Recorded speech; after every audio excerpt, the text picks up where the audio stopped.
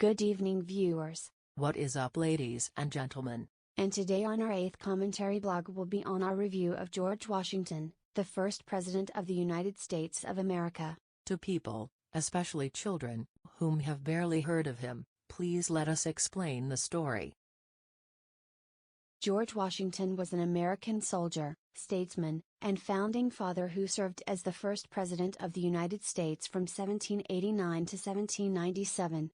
Appointed by the Continental Congress as commander of the Continental Army, Washington led the Patriot forces to victory in the American Revolutionary War, and presided at the Constitutional Convention of 1787, which established the Constitution of the United States and a federal government. Washington has been called the father of the nation for his manifold leadership in the formative days of the country. Washington's first public office was serving as official surveyor of Culpeper County, Virginia from 1749 to 1750. Subsequently, he received his initial military training, as well as a command with the Virginia Regiment during the French and Indian War. He was later elected to the Virginia House of Burgesses and was named a delegate to the Continental Congress. Here he was appointed commanding general of the Continental Army. With this title, he commanded American forces, allied with France in the defeat and surrender of the British at the Siege of Yorktown during the American Revolutionary War. He resigned his commission after the Treaty of Paris was signed in 1783. Washington played an indispensable role in adopting and ratifying the Constitution of the United States. He was then twice elected president by the Electoral College unanimously. As president, he implemented a strong, well-financed national government while remaining impartial in a fierce rivalry between cabinet members Thomas Jefferson and Alexander Hamilton.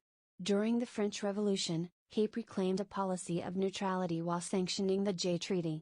He set enduring precedents for the office of president, including the title Mr. President, and his farewell address is widely regarded as a preeminent statement on republicanism. Washington owned over 100 slaves, and he signed measures passed by Congress to protect slavery, as well as measures passed by Congress to curtail slavery. He became troubled with the institution of slavery during the 1770s, and in his will he stipulated that one of his slaves, William Lee, should be freed upon his death, along with 33 more slaves that he acquired in a prior debt agreement with his brother-in-law.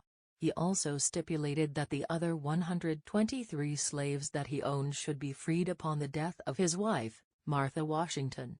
She decided to respect her husband's wishes and freed these slaves on January 1, 1801, before her death. He endeavored to assimilate Native Americans into the Anglo-American culture but fought indigenous resistance during instances of violent conflict. He was a member of the Anglican Church and the Freemasons, and he urged broad religious freedom in his roles as general and president.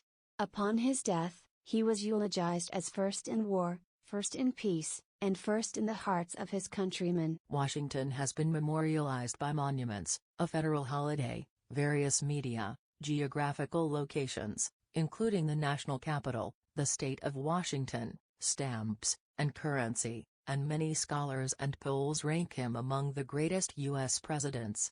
In 1976, as part of commemorations for the U.S. bicentennial, Washington was posthumously promoted to the rank of General of the Armies of the United States. And that's how the story goes. Thanks for listening, and we'll see you in the next video.